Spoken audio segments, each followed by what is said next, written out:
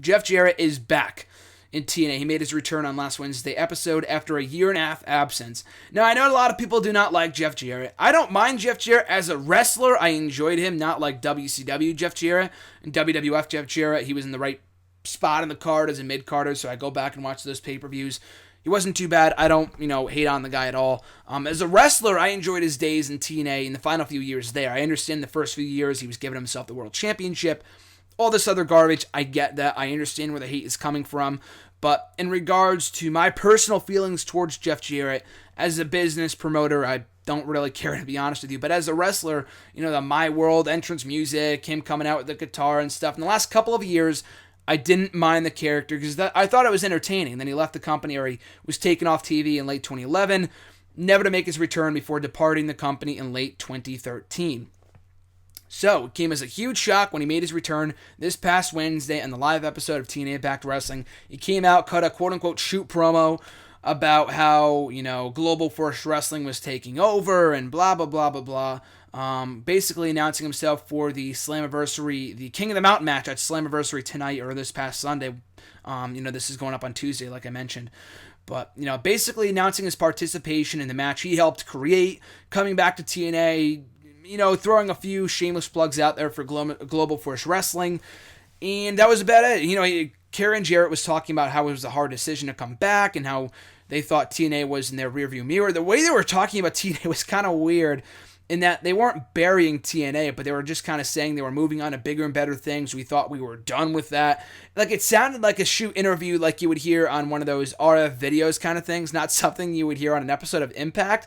So that was kind of strange. But Karen was saying that we needed to have one more run here, one final match. It's happening on Sunday at Slammiversary.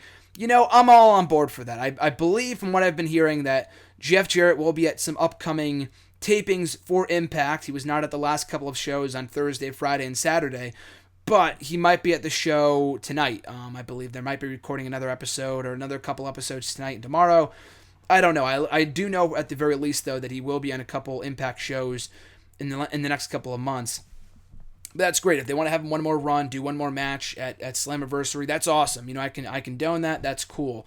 But the whole Global Force Wrestling invasion thing, that's interesting. I was marking out when I saw Jeff Jarrett show up on the show because no one ever really saw it coming because at last word, those two companies hated each other. But despite that, though, I think it's cool and they're going to be working together. But how much good this does for the company, I really have no idea. Because as of right now, we really know nothing about the deal other than Jeff Jarrett is going into the the TNA Hall of Fame. It was announced by Dixie Carter. It was probably made official at one of the most recent Impact shows. That's cool. It's not a huge spoiler, but Dixie Carter did put it out on her Twitter. So like I said, not a major spoiler, but Jeff Jarrett is being inducted into the TNA Hall of Fame. Long overdue. I know that Hall of Fame doesn't really mean much. The company has not been around that long. But, he should have been the first one inducted. I think the first one was Sting, right? And that's cool. Angle and the Dudley Boys and Sting, they all deserved it. Angle, too. And they all deserved an induction. But the thing was that you have the founder of the company, at your disposal. He was still under contract with TNA at that time. They didn't induct him in 2012, nor did they in 2013. So why they didn't, at that point, I really have no idea. So better late than never.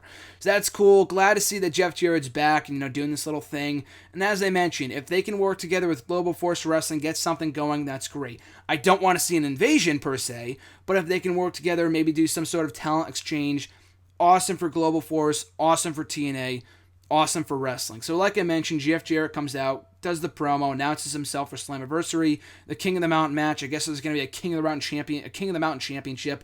Couldn't care less, to be honest with you. I thought the Legends Championship was total trash.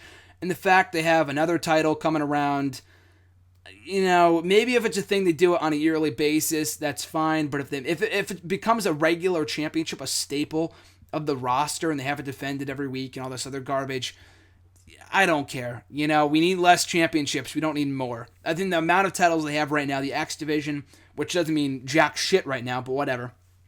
The X Division, the tag team, and the women's, and then the world title, that's great. Keep it at that. You don't need any more championships other than those, in my personal opinion.